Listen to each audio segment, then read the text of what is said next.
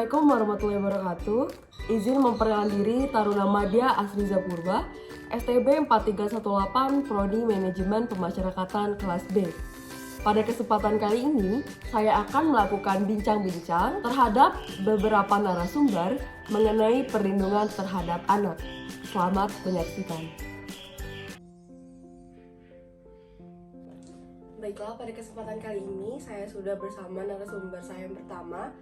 Izin Ibu, silakan memperkenalkan diri. Saya Asriza Purba, saya seorang ibu rumah tangga, mempunyai 2 orang anak. Ya, baiklah. Jadi seperti yang tadi telah disebutkan ya, Ibu Asrilia, di sini saya panggil Ibu Lia aja ya. Di sini telah mempunyai 2 orang anak ya Bu. Kalau boleh tahu anaknya umur berapa aja Bu? Anak saya yang pertama itu umur 12 tahun, kelas 6 SD. Yang kedua umur 8 tahun, kelas 2 SD. Umur 8 tahun sama umur 12 tahun ya. Oke, langsung aja ya kita ke pertanyaan yang pertama ya Bu. Di sini izin sebelumnya saya akan menanyakan beberapa pertanyaan Ibu tentang anak ya Bu. Baiklah Ibu, pertanyaan pertama ini ya, pertanyaan mendasar. Menurut Ibu, anak itu apa sih? Anak itu kalau menurut saya ya Mbak, anak itu merupakan buah hati ya. Jadi ya anak itu adalah hasil yang harus kita sayangi, yang harus kita kasih perlindungan, yang harus kita kasih perhatian. Itu sih kalau menurut saya kalau anak ya. Oke. Saya tadi menangkap Ibu ngomong kan tentang perlindungan kan, anak harus diberi perlindungan. Pas banget nih tema kita kali ini kan berbicara tentang perlindungan anak ya Bu. Nah, terus yang ingin saya tanyakan nih Bu berkaitan dengan perlindungan. Terkadang ya Bu, izin kan banyak nih ya kasus-kasus di Indonesia. Misal dalam contohnya anaknya itu ada yang berpendapat bahwa anak itu apabila terlalu dilindungi atau terlalu dimanjakan, anak itu cenderung untuk berbuat kejahatan nih di kedepannya. Nah, menurut pendapat Ibu, apa memang seperti itu? Apakah apabila anak itu terlalu kita manjakan, apakah di depannya dia itu karena tidak bisa diatur, karena dia terlalu dimanjakan, dia di kedepannya akan cenderung melakukan tindakan kejahatan? Nah, menurut pendapat Ibu, itu benar nggak sih gitu? Kalau menurut pendapat saya ya Mbak, anak itu semuanya ada masa-masanya sih gitu loh. Jadi ada di masa di tahun awal yang dia harus yang kita lindungi. Terus nanti di pertengahan tahun yang dia sudah tahu baik dan benar, itu yang sudah bisa kita arahkan gitu, yang tahu apa yang bisa dilakukan dan apa yang tidak gitu. Jadi kalau menurut saya tidak selalu anak itu harus kita kalau untuk perlindungan pasti ya kita sebagai orang tua ya lindunginya dari segi apa dulu gitu loh. Tapi kalau untuk dasar mendidiknya itu seperti apa, kalau menurut saya sih ada tahap-tahapannya. Kita orang tua itu di masa yang gimana kita memberikan perlindungannya itu, terus selanjutnya memberitahu baik dan buruk seperti apa. Jadi kedepannya anak tersebut ya tidak melakukan kejahatan seperti yang Mbak bilang gitu. Kalau menurut saya benar sih, saya juga setuju sih. Terus kan ada juga nih omongan-omongan atau kata-kata tentang anak nakal. Ibu pernah dengar kan anak nakal? Nah, menurut Ibu anak nakal itu ada nggak sih? Gimana pendapat Ibu? Kalau menurut saya ya Mbak, semua anak tuh kalau menurut saya sih versinya bukan dia nakal ya, tapi dia unik. Jadi dia tidak bisa setiap anak tuh punya cara-cara sendiri untuk mengekspresikan perasaan, sikap dia, mau dia marah, mau dia sedih gitu kan. Nah sebenarnya tugasnya orang tua loh yang tahu gimana sih kan yang melahirkan, yang membesarkan tuh kan yang tahu kalau anak saya tuh tipikalnya seperti ini, kalau yang satunya seperti ini gitu kan. Kayak di saya 2 anak pun berbeda gitu. Jadi kalau kata-kata image anak nakal itu mungkin terlalu ekstrim ya Mbak. Jadi mungkin dia anaknya yang spesial atau dia anaknya yang unik gitu. Jadi orang tua pun nanti untuk mengarahkan anak-anak spesial dan anak-anak yang unik ini pun harus punya kiat-kiatnya tersendiri gitu kalau menurut saya. Ya benar. Oke, baik, terima kasih ya Bu.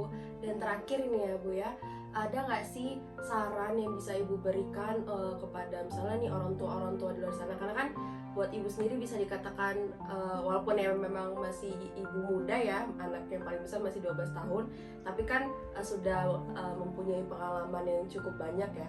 Ada nggak sih buat saran-saran untuk orang tua di luar sana, atau mungkin kita ini buat generasi muda nanti kan yang kedepannya bakal jadi calon orang tua, apa sih saran-saran atau kiat-kiat dalam mengurus anak gitu supaya anak itu tetap dalam perlindungan yang baik gitu Bu? Iya. Kalau menurut saya ya Mbak ya, kalau ini sih yang saya praktikkan atau pelajari dari orang tua saya, dan saya juga mengambil mana sih yang tepat di zaman kita sekarang. Kan belum tentu semua yang di zaman orang tua saya kerjakan dulu itu bisa dipakai di sekarang, karena kan perkembangan zaman kan semakin maju. Jadi kita harus memahami dulu diri kita dulu, sebenarnya diri kita itu harusnya seperti apa. Setelah kita paham diri kita sendiri, baru kita memahami diri anak gitu loh, karena belum tentu juga anak itu kan bukan seperti kita gitu kan. Jadi kita harus memahami watak sifatnya anak itu seperti apa.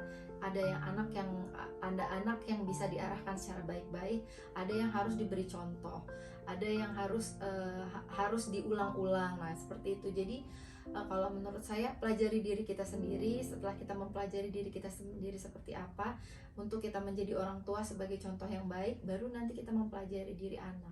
Harus dua-duanya melakukan adaptasi, karena tidak bisa hanya kita sebagai orang tua saja yang beradaptasi terhadap anak. Anak pun kita ajari untuk beradaptasi terhadap orang tuanya. Tujuannya agar apa? Agar dia juga bisa untuk di dunia luar nanti, setelah dia keluar dari, maksudnya dia tidak di rumah, itu dia di lingkungan sosialnya, nanti dia bisa beradaptasi dengan kawan-kawannya seperti itu. Jadi tidak timbul anak yang egois, yang mau menang sendiri, yang selalu dimanja dari orang tua. Mungkin tidak seperti itu gitu. Jadi kalau menurut saya mungkin seperti itu ya Mbak ya. Jadi sama-sama belajar jadi orang tua, dan anak juga belajar untuk dia punya orang tua, dan juga dia nanti akan kehidupannya seperti apa. Ya, makasih. Jadi apabila saya simpulkan di sini, sebagai orang tua kita harus sama-sama belajar dan juga sama-sama memberikan pengertian lah ya, dari anak ke orang tua, dan diajarkan juga anak kita untuk memberikan pengertian ke kita dan ke lingkungan sekitarnya. Ya, terima kasih ya Bu atas penjelasannya. Terima kasih. Baiklah, kemudian di sini sudah ada narasumber kedua kita. Namanya siapa? Sini deketan dong, jauh-jauh banget. Namanya siapa? Odi. Namanya Odi. Lihat tuh, lihat kamera.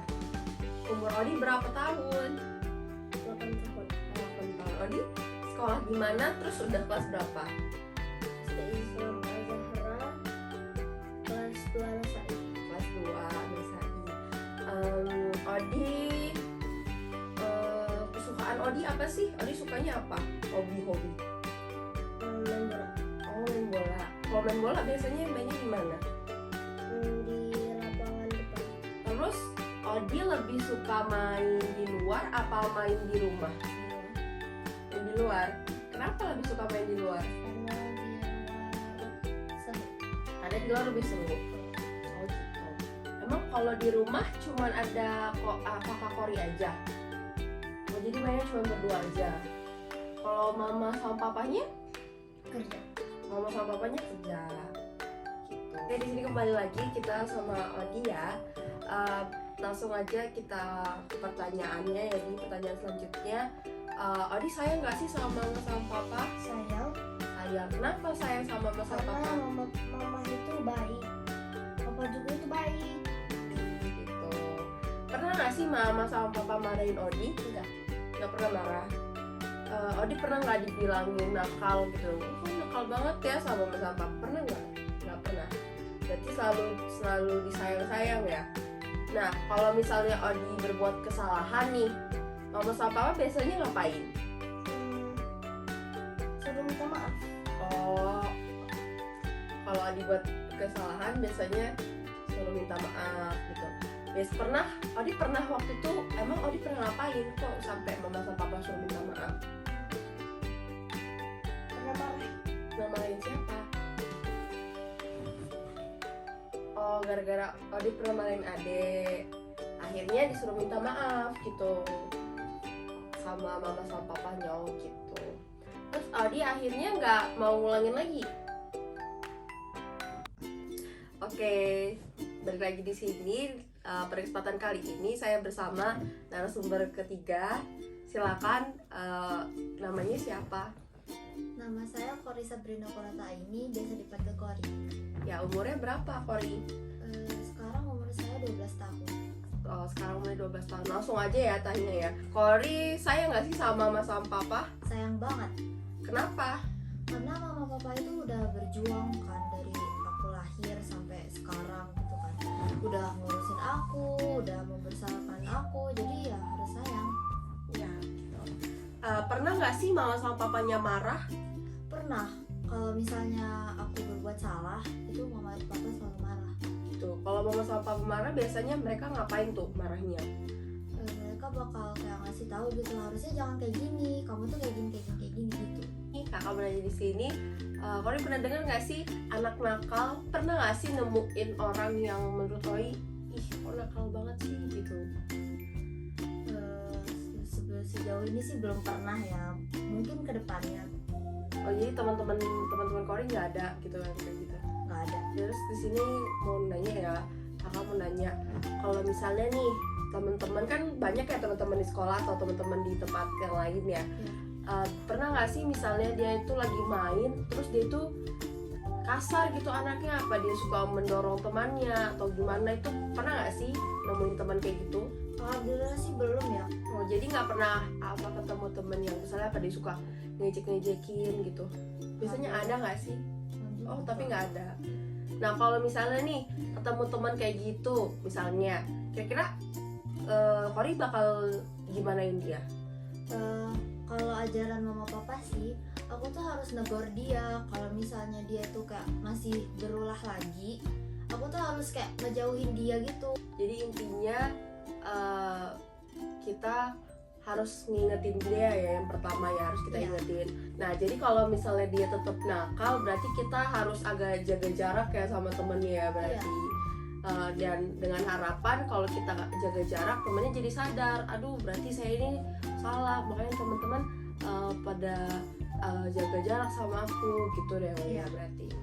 Sama nih ya, kalau misalnya nih kan ada anak yang tadi itu tuh, menurut Kori kalau misalnya dia udah kita kasih jaga jarak, tapi ternyata dia masih aja malah lebih parah karena dia merasa teman-temannya ngejauhin dia. Kira-kira gimana ya? Menurut Kori harus digimanain anaknya? Kalau menurut aku sih harus dibicarakan ke guru gitu, harus lapor ke guru, karena kalau misalnya tindakannya itu udah melebihi batas gitu ya, kita tuh nggak bisa tinggal diam aja gitu kan. Takut nanti teman dekat kita atau teman kita gitu bakal jadi korban pembulian dari dia gitu.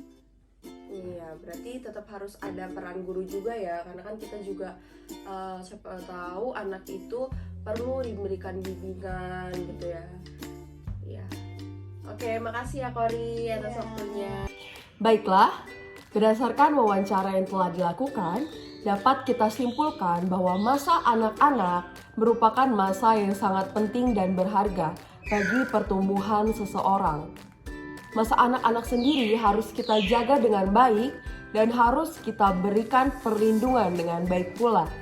Di sini apabila kita kaitkan dengan sistem peradilan pidana anak, anak-anak yang berhadapan dengan hukum haruslah kita berikan perlindungan dan juga pengayoman, pembinaan dan pembimbingan agar mereka dapat menjadi lebih baik dan tidak mengulangi kesalahan di kedepannya. Anak-anak yang berhadapan dengan hukum bukanlah anak nakal, melainkan mereka hanya melakukan kesalahan yang dimana membuat mereka harus berhadapan dengan hukum. Maka kita harus meninggalkan stigma tentang anak nakal karena pada dasarnya tidak ada istilah anak nakal tersebut. Di sini kita sebagai petugas pemasyarakatan harus memberikan pembinaan, pengayoman, perlindungan terhadap anak-anak yang berhadapan dengan hukum. Kita sebisa mungkin harus menjadi rumah bagi mereka agar mereka bisa menyampaikan keluh kesah mereka kepada kita, dan kita juga dapat memberikan nasihat dan saran agar mereka menjadi lebih baik di kedepannya. dalam sistem peradilan pidana anak, kita harus memberikan perlindungan yang lebih terhadap anak-anak yang berhadapan dengan hukum. Karena anak-anak yang berhadapan dengan hukum ini, mereka memerlukan bimbingan agar kondisi atau kesehatan mental mereka tetap selalu terjaga. Oleh karena itu, kita harus senantiasa memberikan perlindungan kepada mereka, dan juga yang paling penting adalah memberikan pembinaan dan pengayoman agar mereka akan menjadi orang yang lebih baik lagi ke depannya. Demikianlah video mengenai bincang-bincang terhadap perlindungan anak. Semoga dapat menambah wawasan kita semua. Terima kasih. Wabillahi taufiq wal hidayah. Wassalamualaikum warahmatullahi wabarakatuh.